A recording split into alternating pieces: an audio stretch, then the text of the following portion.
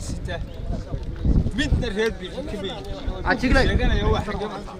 saddex boqol oo fayl baan soo din ay kaybiyeen reer bixi ma jiro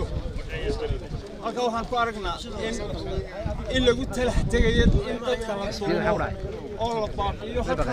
sidii qaxoontigaankaasi wareeyay dadkii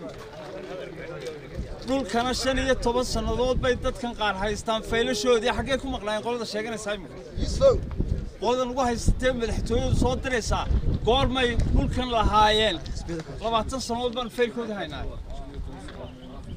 noguma hay dhulka waxaan ugu haystay madaxtooyada qoyskooda isaguna waa kamid dadka halka la waray ee masaakiinta ee kamid ah dulmanahay waxaan leeyahay qoriga badhan noqon maayo sharci نقول ما أنت تقول والله أو شرع الوصف يستوى وأنا هاي السنة قريها يقول دجالنا لو شفت